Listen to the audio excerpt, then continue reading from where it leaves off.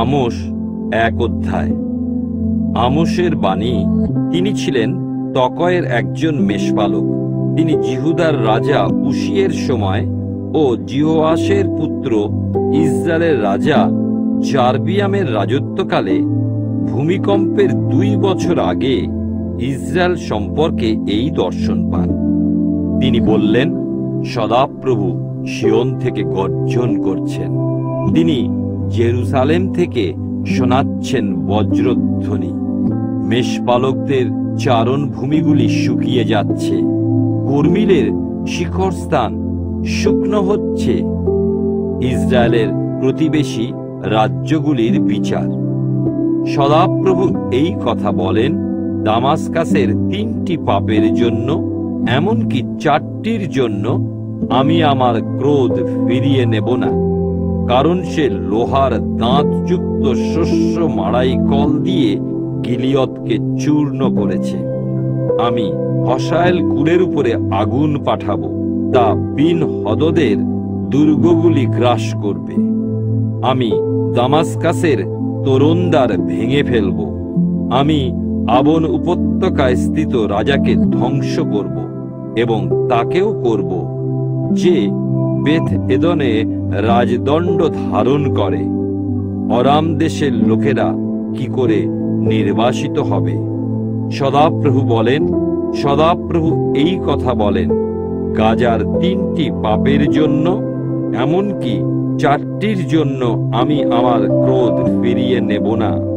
কারণ সে সমস্ত সমাজকে বন্দী করে ইদোমের কাছে তাদের বিক্রি করেছিল।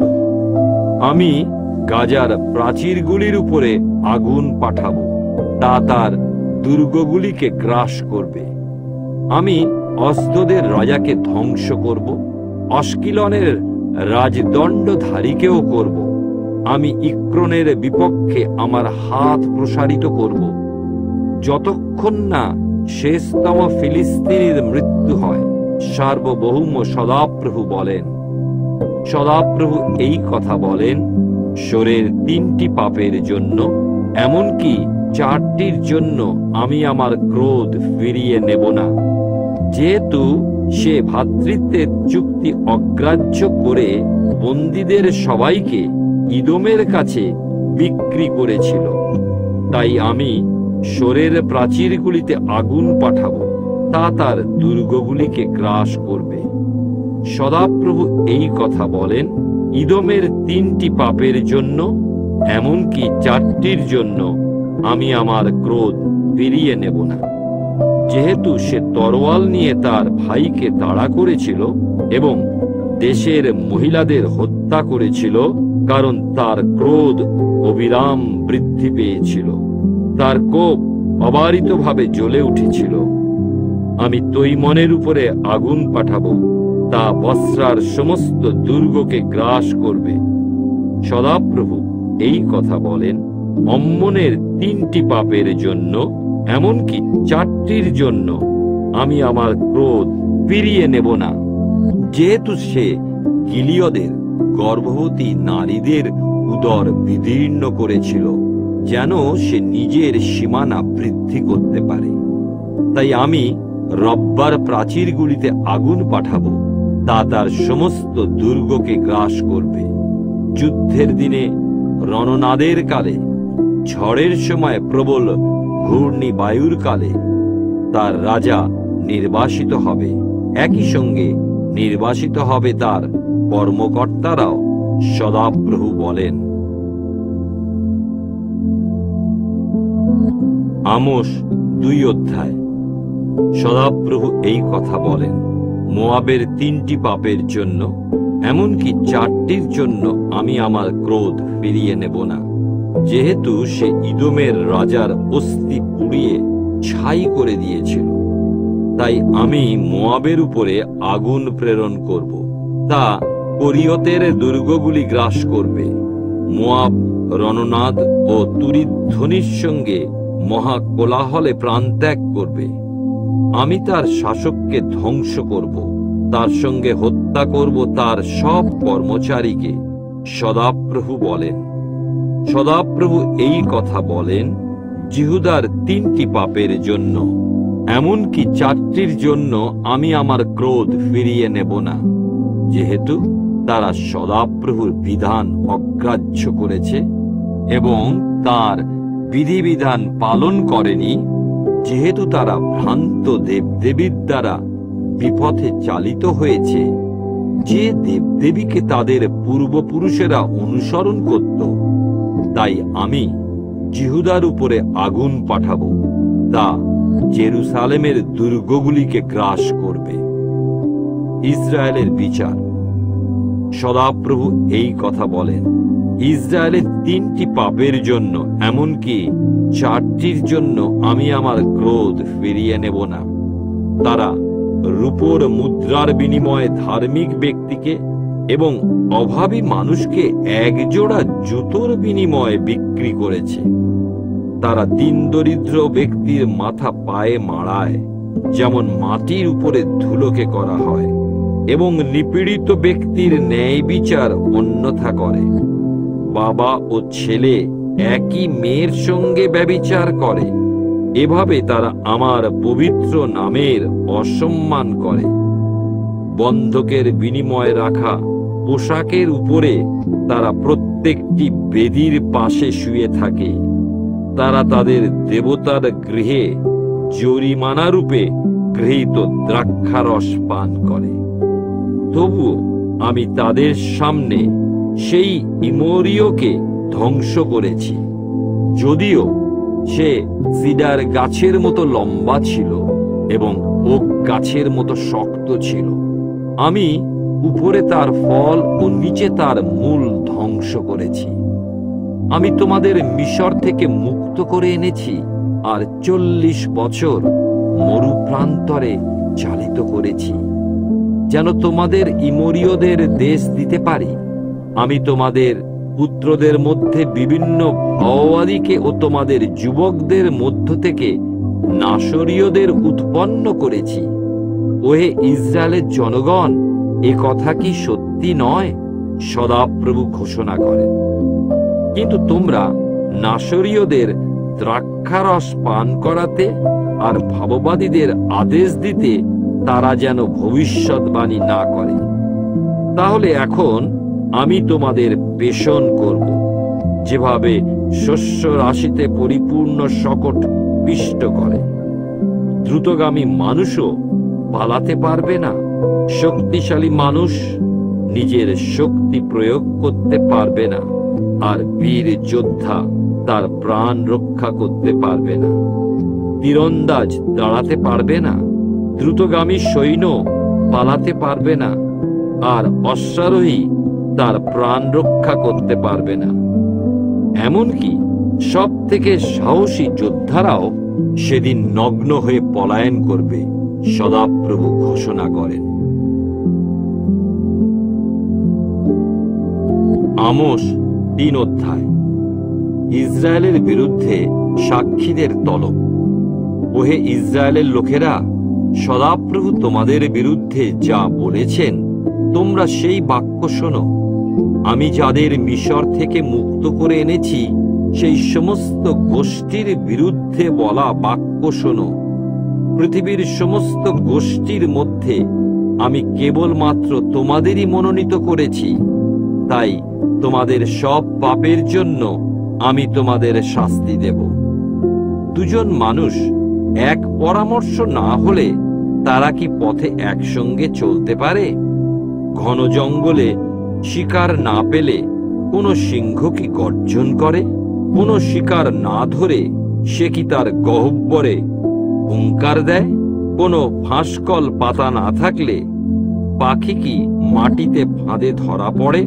কিছু না ধরা পড়লে মাটি থেকে কোনো কল কি আপনা আপনি ছোটে? নগরের মধ্যে তুরি বাজলে লোকেরা কি ভয়ে কাঁপে না? যখন কোনো নগরে বিপর্যয় উপস্থিত হয় তা কি সদাপ্রভু থেকে হয় না?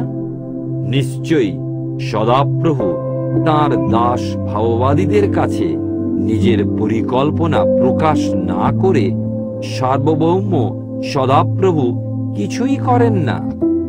সিংহ গর্জন করলে কে না ভয় করবে? সার্বভৌম সদাপ্রভু কথা বলেন, কে না ভবিষ্যৎবাণী করবে? তোমরা অস্তদের দুর্গগুলিতে ও মিশরের দুর্গগুলির কাছে এই বার্তা ঘোষণা করো। তোমরা সমরিয়ার পাহাড়গুলির কাছে সমবেত হও, আর তার মধ্যে মহা অস্থিরতা দেখো। তার প্রজাদের মধ্যে সংঘটিত নিপীড়ন দেখো। তারা জানে না ন্যায়সঙ্গত কাজ কিভাবে করতে হয়। সদাপ্রভু এই কথা ঘোষণা করেন, তারা তাদের দুর্গগুলিতে অত্যাচার ও লুটের জিনিস সঞ্চিত করেছে।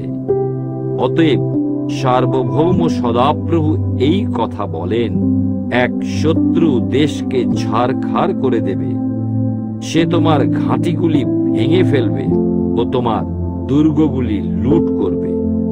সদাপ্রভু এই কথা বলেন, মেষপালক যেমন সিংহের মুখ থেকে দুটি পায়ের হাড় বা একটি কানের টুকরো উদ্ধার করে, তেমনি ইসরায়েলিরাও রক্ষা পাবে, যারা সমরিয়ায় তাদের বিছানার প্রান্তে বা দামাস্কাসে তাদের পালঙ্কের কোণে বসে থাকে। তোমরা এই কথা শোনো ও যাকবের কুলের বিপক্ষে সাক্ষ্য দাও, বলেন প্রভু সর্বশক্তিমান ঈশ্বর সদাপ্রভু। যেদিন আমি ইসরায়েলের সব পাপের জন্য তাদের শাস্তি দিই, আমি বেথেলের সব বেদি ধ্বংস করব। বেদির শৃঙ্গগুলি কেটে ফেলা হবে ও সেগুলি মাটিতে পতিত হবে। আমি শীত যাপনের গৃহ ও গ্রীষ্ম যাপনের গৃহকে ভেঙে ফেলব। হাতির দাঁতে সুসজ্জিত গৃহগুলি ধ্বংস হবে এবং অট্টালিকাগুলি ভূমিসাৎ করা হবে, সদাপ্রভু ঘোষণা করেন। আমোস 4 অধ্যায়। ইসরায়েল ঈশ্বরের কাছে ফিরে আসেনি। সমরিয়ার পর্বতের উপরে বিচরণ করা বাসনের গাভী সকল, তোমরা এই বাণী শ্রবণ করো। তোমরা সেই নারীরা যারা দরিদ্রদের নিপীড়ন ও নিঃস্বদের চূর্ণ করো, যারা নিজের নিজের স্বামীকে বলো, আমাদের জন্য কিছু পান করার সুরা এনে দাও। সার্বভৌম সদাপ্রভু তাঁর পবিত্রতায় শপথ করেছেন, সেই সময় অবশ্যই আসবে যখন তোমাদের কড়া লাগিয়ে তোমাদের শেষতম ব্যক্তিকে বড়শি গেঁথে নিয়ে যাওয়া হবে। তোমাদের মধ্যে প্রত্যেকে প্রাচীরের ভাঙা স্থান দিয়ে সোজা বের হয়ে যাবে, আর তোমাদের হরমোনের দিকে নিক্ষেপ করা হবে, সদাপ্রভু ঘোষণা করেন। তোমরা বেথেলে যাও ও পাপ করো, তোমরা গিলগলে যাও ও আরো বেশি পাপ করো। রোজ সকালে তোমাদের নৈবেদ্য নিয়ে এসো। প্রত্যেক 3 বছর পর পর তোমাদের দশমাংশ উৎসর্গ করো। ধন্যবাদের বলিরূপে খামিরযুক্ত রুটি পোড়াও আর স্বেচ্ছাকৃত দান ঘোষণা করো। তোমরা ইসরায়েলিরা সেগুলির জন্য গর্ব করো, কারণ তোমরা এরকমই করতে ভালোবাসো, সার্বভৌম সদাপ্রভু ঘোষণা করেন। প্রত্যেকটি নগরে আমি তোমাদের শূন্য উদরে রেখেছি। প্রত্যেকটি নগরে রয়েছে খাদ্যের অভাব, তবুও তোমরা আমার কাছে ফিরে আসোনি, সদাপ্রভু ঘোষণা করেন। আমি তোমাদের কাছ থেকে বৃষ্টিও ধরে রেখেছি। যখন শস্য চয়নের সময় তখনও 3 মাস দূরে ছিল, আমি একটি নগরে বৃষ্টি পাঠিয়েছি, অথচ অন্য নগরে তা নিবারণ করেছি। একটি মাঠে বৃষ্টি হয়েছে, অন্য মাঠে তা না হওয়ায় সব শুকিয়ে গেছে। লোকেরা নগর থেকে নগরে জলের জন্য টলতে টলতে যেত, কিন্তু পান করার জন্য যথেষ্ট জল পেত না। তবুও তোমরা আমার কাছে ফিরে আসোনি, সদাপ্রভু ঘোষণা করেন। অনেকবার আমি তোমাদের উদ্যানগুলিতে ও দ্রাক্ষাকুঞ্জগুলিতে আঘাত করেছি। কুঁকড়ে যাওয়া ও ছাতা রোগে আমি সেগুলিতে আঘাত করেছি।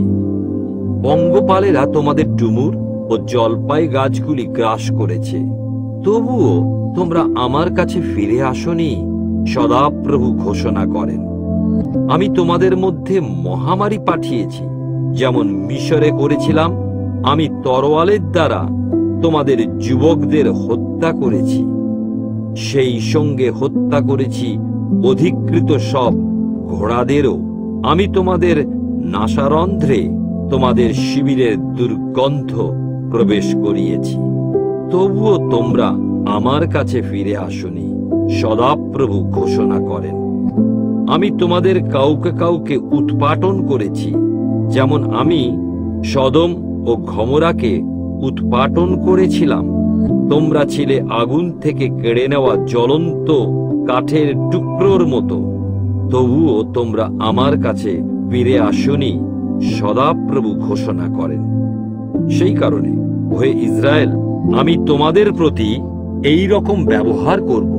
আর যেহেতু আমি এই রকম ব্যবহার করব, ওহে ইসরায়েল, তুমি তোমার ঈশ্বরের সঙ্গে সাক্ষাৎ করার জন্য প্রস্তুত হও, যিনি পর্বত সকলের নির্মাতা, যিনি বাতাস সৃষ্টি করেন, যিনি তার চিন্তাধারা মানুষের কাছে প্রকাশ করেন, যিনি প্রত্যুষকালকে অন্ধকারে পরিণত করেন ও পৃথিবীর উঁচু স্থানগুলির উপর দিয়ে চলেন।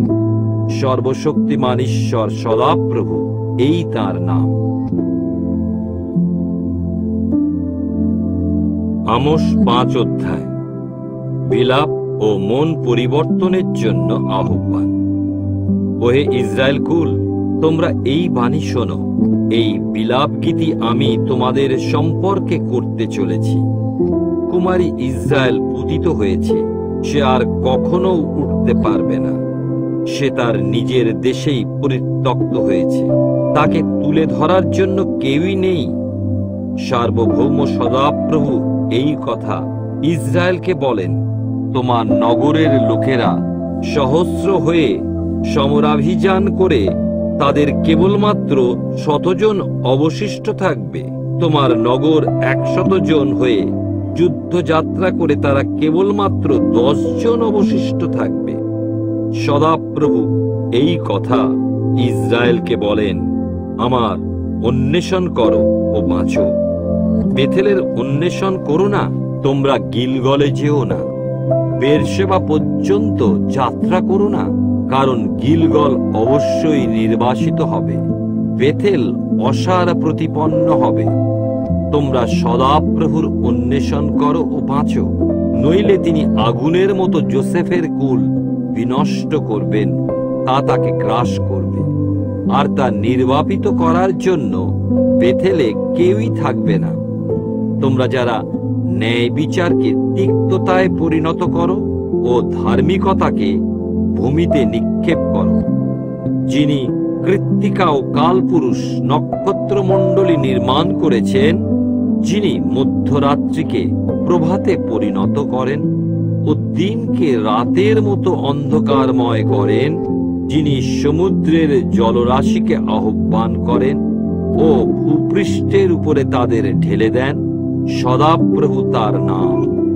তিনি দৃঢ় দুর্গের উপরে দ্রুত সর্বনাশ নামিয়ে আনেন ও সুরক্ষিত নগরীকে ধ্বংস করে থাকেন। তোমরা তাকে ঘৃণা করো, যে ন্যায়ালয়ে তিরস্কার করে ও যে সত্যি কথা বলে তাকে অবজ্ঞা করো। তোমরা দরিদ্রদের পদদলিত করো ও জোর করে তাদের কাছ থেকে শস্য কেড়ে নাও। তাই তোমরা যদিও পাথরের অট্টালিকা নির্মাণ করেছ, তোমরা সেগুলির মধ্যে বসবাস করতে পারবে না।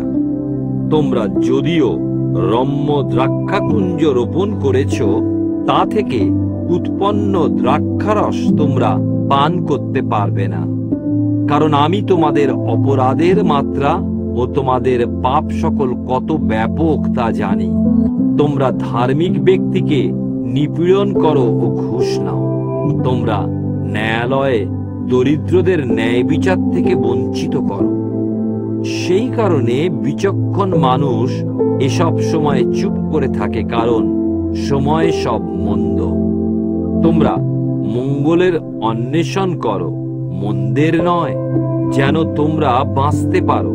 তখন সর্বশক্তিমান ঈশ্বর সদাপ্রভু তোমাদের সঙ্গে থাকবেন, যেমন তোমরা বলে থাকো যে তিনি থাকেন। তোমরা মন্দকে ঘৃণা করো, উত্তমতাকে ভালোবাসো, ন্যায়ালয়ে ন্যায় বিচার রক্ষা করো। হয়তো সর্বশক্তিমান ঈশ্বর সদাপ্রভু যোসেফের অবশিষ্টাংশের উপরে করুণা করবেন। অতএব প্রভু সর্বশক্তিমান ঈশ্বর সদাপ্রভু এই কথা বলেন, সমস্ত পথে পথে শোক বিলাপ হবে, প্রত্যেক চকে প্রকাশ্যে মনস্তাপের কান্না শোনা যাবে। কৃষকদের কাঁদবার জন্য তলব করা হবে, বিলাপকারীদের বিলাপ করার জন্য ডাকা হবে। সমস্ত দ্রাক্ষাকুঞ্জে সেদিন বিলাপ করা হবে, কারণ আমি তোমাদের মধ্য দিয়ে অতিক্রম করব। সদাপ্রভু এই কথা বলেন। সদাপ্রভুর দিন। ধিক তোমাদের যারা সদাপ্রভুর দিনের অপেক্ষায় থাকো। কেন তোমরা সদাপ্রভুর দিনের অপেক্ষায় থাকো? সেদিন হবে অন্ধকারের আলোর নয়। তা এই রকম হবে, কেউ যেন সিংহ থেকে পালিয়ে বাঁচল তো গিয়ে ভালুকের সামনে পড়ল, অথবা বাড়িতে প্রবেশ করলো আর দেওয়ালে হাত রাখলো, তখন সাপ তাকে দংশন করল। সদাপ্রভুর দিন কি আলো, তা অন্ধকার কি হবে না? তা হবে গাঢ় অন্ধকার। আলোর রেশও কি কোথাও থাকবে? আমি তোমাদের ধর্মীয় উৎসবগুলি ঘৃণা করি, অগ্রাহ্য করি। তোমাদের সভাগুলি আমি সহ্য করতে পারি না। তোমরা যদিও আমার কাছে হোমবলি ও শস্য নৈবেদ্যগুলি উপস্থিত করো, আমি সেগুলি গ্রহণ করব না। তোমরা যদিও নধর পশুর মঙ্গলার্থক বলি উৎসর্গ করো, আমি সেগুলি চেয়েও দেখব না। তোমাদের গান বাজনার শব্দ দূর করো, আমি তোমাদের বীণার ঝংকার শুনতে চাই না। কিন্তু ন্যায় বিচার নদীর মতো প্রবাহিত হোক, ধার্মিকতা কখনো শুকিয়ে না যাওয়া স্রোতের মতো হোক। এই ইসরায়েলের কুল, তোমরা কি মরুভূমিতে 40 বছর আমার কাছে বিভিন্ন বলিদান ও নৈবেদ্য নিয়ে এসেছিলে? না, তোমরা বরং তোমাদের রাজা শিকুত ও কিউন নামের প্রতিমাদের, তোমাদের দেবতাদের, তারা যা নিজেদের জন্য নির্মাণ করেছিলে তাই তুলে বহন করেছিলে। তাই আমি তোমাদের দামাস্কাসের ওপারে নির্বাসিত করব, বলেন সদাপ্রভু, যার নাম সর্বশক্তিমান ঈশ্বর। আমোস 6 অধ্যায়। আত্মতৃপ্ত লোকেদের প্রতি ধিক্কার। ধিক তোমাদের যারা সিয়নে আত্মতৃপ্ত বসে আছো। ধিক তোমাদেরও যারা সমরিয়া পর্বতে নিজেদের নিরাপদ মনে করছো, যারা অগ্রগণ্য জাতির বিশিষ্ট লোক, যাদের কাছে ইসরায়েল জাতি শরণাপন্ন হয়েছে। তোমরা কলনিতে যাও ও তার প্রতি দৃষ্টিপাত করো। সেখান থেকে তোমরা বড় হমাতে যাও, তারপর ফিলিস্তিয়ার গাতে নেমে যাও। তোমাদের 2 রাজ্য থেকে তারা কি উৎকৃষ্ট? তাদের দেশ কি তোমাদের থেকে বৃহত্তর? তোমরা অন্যায়ের দিনকে ত্যাগ করে থাকো, অথচ এক সন্ত্রাসের রাজত্বকে কাছে নিয়ে আসো। তোমরা হাতির দাঁতে তৈরি বিছানায় শুয়ে থাকো ও নিজের নিজের পালঙ্কে শরীর এলিয়ে দাও। তোমাদের পছন্দ মতো মেষশাবক ও নধর বাছুর দিয়ে তোমার আহার সেরে থাকো। তোমরা মনে করো দাউদের মতো, অথচ এলো পাথাড়ি বীণা বাজাও। বিভিন্ন বাদ্যযন্ত্রে তাৎক্ষণিক গীত রচনা করো। তোমরা বড় বড় পাত্রে ভরা দ্রাক্ষারস পান করো, উৎকৃষ্ট তেল গায়ে মাখো, কিন্তু তোমরা যোসেফের দুর্দশায় দুঃখার্ত হও না। সেই কারণে তোমরাই সর্বপ্রথমে নির্বাসিত হবে। তোমাদের ভোজ পর্ব ও আলস্য শয়নের পরিসমাপ্তি ঘটবে। ইসরায়েলের অহংকারের প্রতি সদাপ্রভুর ঘৃণা। সার্বভৌম সদাপ্রভু শপথ করেছেন, সর্বশক্তিমান ঈশ্বর সদাপ্রভু এই কথা বলেন, আমি যাকবের অহংকার, ঘৃণা ও তার দুর্গগুলিকে প্রচণ্ড ঘৃণা করি। এই কারণে আমি নগর ও তার মধ্যস্থিত সমস্ত কিছু পরের হাতে সমর্পণ করব। যদি কোনো গৃহে 10 জন মানুষও অবশিষ্ট থাকে, তারাও মারা যাবে। আর শবদাহকারী কোনো আত্মীয় তাদের গৃহ থেকে বের করে নিয়ে যাওয়ার জন্য আসে এবং সেখানে অবশিষ্ট তখনও লুকিয়ে থাকা কোনো ব্যক্তিকে জিজ্ঞাসা করে, তোমার সঙ্গে আরো কেউ কি আছে? সে বলবে, না, নেই। তখন সে বলবে, চুপ করো, আমরা সদাপ্রভুর নাম আদৌ উল্লেখ করব না। কারণ সদাপ্রভু এই আদেশ দিয়েছেন, তিনি বৃহৎ গৃহকে খণ্ড বিখণ্ড ও ক্ষুদ্র গৃহকে টুকরো টুকরো করবেন। ঘোড়ারা কি খাড়া পাহাড়ে দৌড়ায়? লাঙল দিয়ে কি কেউ সমুদ্রে চাষ করে? কিন্তু তোমরা ন্যায় বিচারককে বিষবৃক্ষে ও ধার্মিকতার ফলকে তিক্ততায় পরিণত করেছ। তোমরা করেছ যারা লোদাবারের বিজয়ে উল্লসিত হয়েছ ও বলেছ, আমরা কি নিজের শক্তিতে কর্ণইম দখল করিনি? কারণ সর্বশক্তিমান ঈশ্বর সদাপ্রভু ঘোষণা করেন, ওয়ে ইসরায়েলের কুল, আমি তোমাদের বিরুদ্ধে এক জাতিকে উত্তেজিত করব। তারা লেবো হামাত থেকে অরাবা উপত্যকা পর্যন্ত সমস্ত পথে তোমাদের প্রতি অত্যাচার করবে। আমোস 7 অধ্যায়। পঙ্গপাল, আগুন ও ওলনসুতো। সার্বভৌম সদাপ্রভু আমাকে এই বিষয় দেখালেন। রাজার ভাগের শস্য চয়নের পরে যখন দ্বিতীয়বার শস্য পেকে আসছিল, তিনি পঙ্গপালের ঝাঁক তৈরি করছিলেন। তারা যখন ভূমিজাত ফল নিঃশেষে খেয়ে ফেলল, আমি চিৎকার করে বলে উঠলাম, সার্বভৌম সদাপ্রভু, ক্ষমা করো। কিভাবে যাকব বেঁচে থাকবে? সে কত ছোট। তাই সদাপ্রভু অনুশোচনা করলেন। সদাপ্রভু বললেন, এরকম হবে না। সার্বভৌম সদাপ্রভু আমাকে এই জিনিস দেখালেন। সার্বভৌম সদাপ্রভু আগুনের দ্বারা বিচার আহ্বান করলেন। তা মহা জলধিকে শুকিয়ে ফেলল ও ভূমি গ্রাস করল। তখন আমি কেঁদে চিৎকার করে উঠলাম, সার্বভৌম সদাপ্রভু, আমি তোমার কাছে অনুনয় করছি, তুমি ক্ষান্ত হও। যাকব কিভাবে বেঁচে থাকবে? সে কত ছোট। তাই সদাপ্রভু অনুশোচনা করলেন। সার্বভৌম সদাপ্রভু বললেন, না, এরকমও ঘটবে না। তারপর তিনি আমাকে দেখালেন, সদাপ্রভু একটি ওলন সুতো হাতে ধরে ওলন সুতোর সাহায্যে তৈরি একটি দেওয়ালের কাছে দাঁড়িয়ে আছেন। সদাপ্রভু আমাকে জিজ্ঞাসা করলেন, আমোস, তুমি কি দেখতে পাচ্ছ? আমি উত্তর দিলাম, একটি ওলন সুতো। তখন সদাপ্রভু বললেন, দেখো, আমি আমার প্রজা ইসরায়েলের মধ্যে একটি ওলন সুতো স্থাপন করছি। আমি আর তাদের ছেড়ে কথা বলবো না। ইসহাকের উঁচু স্থানগুলি ধ্বংস করা হবে, ইসরায়েলের পুণ্য ধামগুলি বিধ্বস্ত হবে। আমি আমার তরোয়াল নিয়ে জারবিয়ামের কুলের বিপক্ষে উঠব। আমোস ও অমৎসীয়। এরপর বেথেলের যাজক অমৎসীয় ইসরায়েলের রাজা জারবিয়ামের কাছে একটি বার্তা পাঠালেন। আমোস ইসরায়েলের একেবারে কেন্দ্রস্থলে আপনার বিরুদ্ধে একটি চক্রান্ত গড়ে তুলেছেন।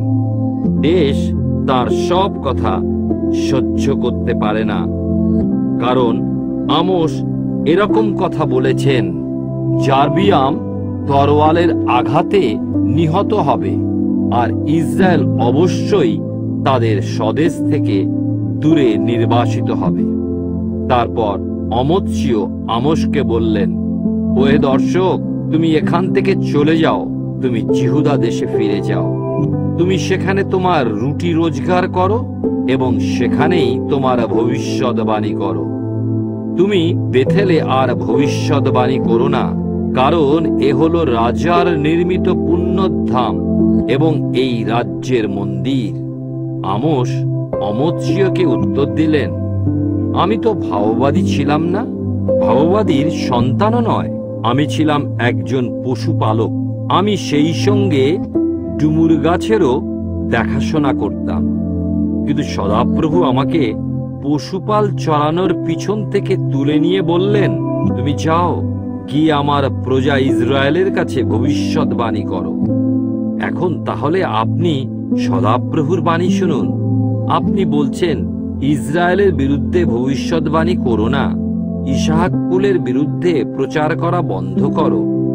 সেই কারণে সদাপ্রভু এই কথা বলেন, আপনার স্ত্রী নগরের মধ্যে বেশ্যা হবে, আপনার পুত্রকন্যারা তরোয়ালে পতিত হবে, আপনার ভূমি পরিমাপ করে বিভক্ত করা হবে, আর আপনি নিজেও এক অসুচি দেশে মৃত্যুবরণ করবেন।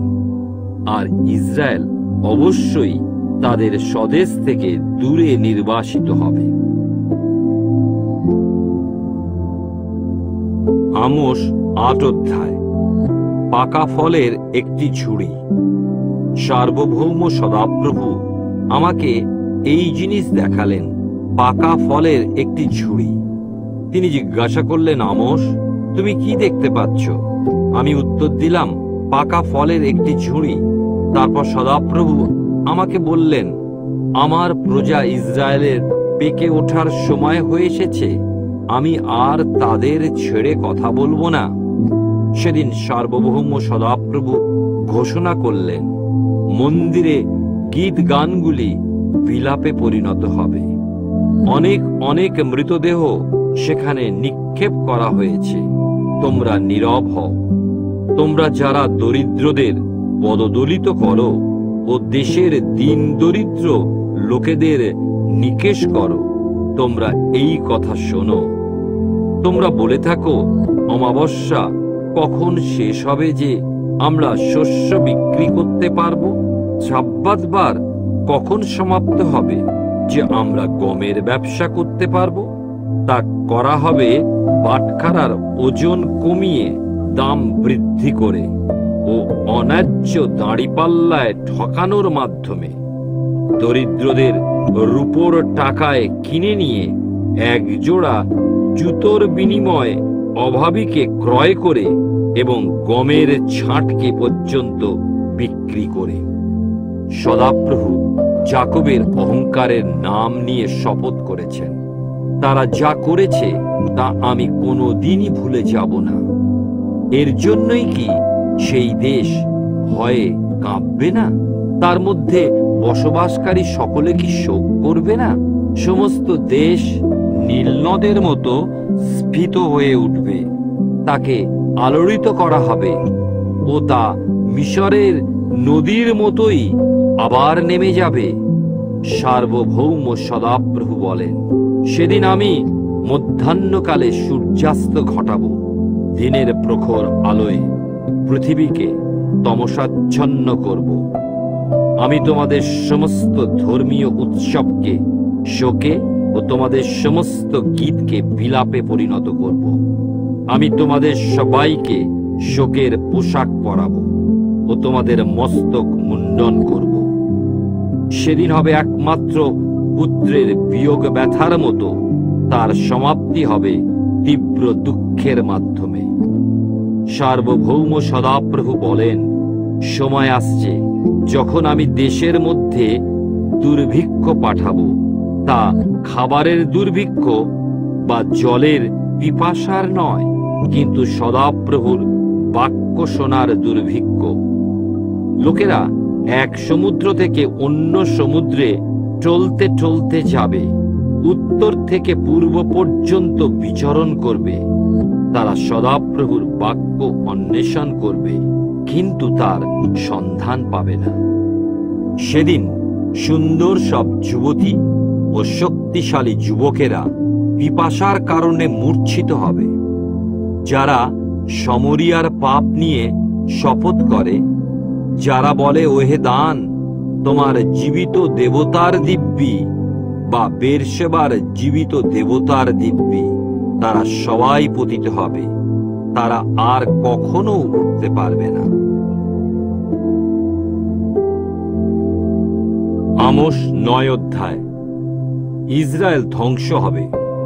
আমি দেখলাম সদাপ্রভু বেদির পাশে দাঁড়িয়ে আছেন, আর তিনি বললেন, তুমি স্তম্ভগুলির মাথায় আঘাত করো, যেন দুয়ারের চৌকাঠগুলি কেঁপে ওঠে। সেগুলি সব লোকের মাথায় ভেঙে ফেলো। যারা অবশিষ্ট থাকবে তাদের আমি তরোয়ালের আঘাতে মেরে ফেলব।